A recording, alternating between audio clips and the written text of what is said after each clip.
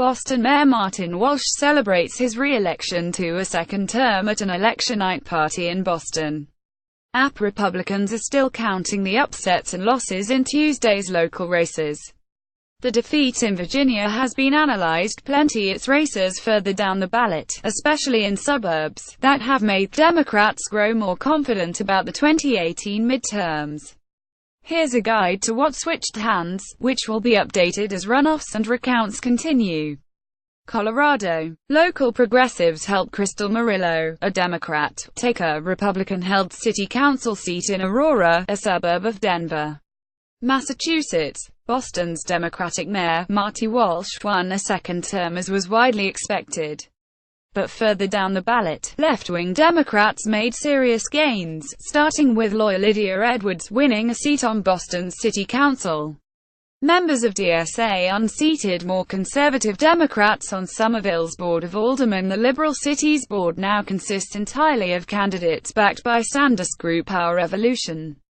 In Worcester, the Working Families Party helped put an education activist on the school board. New Hampshire. For the first time in 14 years, Democrats seized control of this state's biggest city, making Joyce Craig the first female mayor of Manchester. That result was presaged by Democratic wins in state legislative races near the city all year, and it was capped off when Democrats upset Republicans by just 20 votes to grab another state legislative seat in Manchester. Since last year, Democrats have slashed the GOP's conference in the House of Representatives from 226 to 218.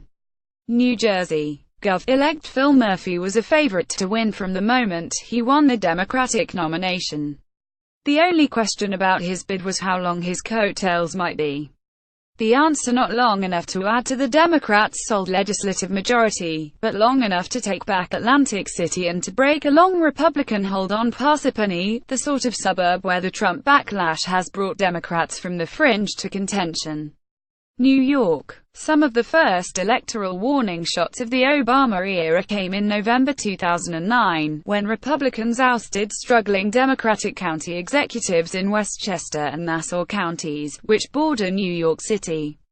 On Tuesday, Democrats grabbed both counties back, taking Nassau narrowly and taking Westchester, home of Hillary Clinton, in a landslide.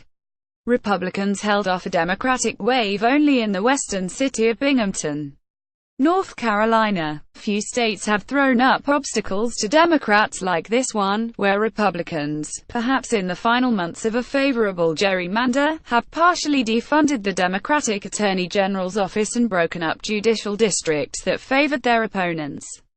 But there is no gerrymandering cities, and Democrats took advantage of their urban growth, easily retaining City Hall in Charlotte and winning it in Fayetteville, Pennsylvania. Republicans picked the lock on this state's presidential vote last year, and 1 year later, lost the keys to local offices. Democrats surprised themselves buying up local offices throughout the Philadelphia suburbs, and easily holding city halls in places where the party suffered last year, like Erie and Scranton. Washington. By all appearances, Democrats easily won the 45th state Senate district, and with it, control of every state government along the West Coast. But by dint of Washington's vote-by-mail law, there will be no official call in the race until later this week, when ballots postmarked on Tuesday are opened. Gov. J. Inslead Wash, and most state Democrats have already congratulated Mancadingra. The nominee Republicans have not yet conceded.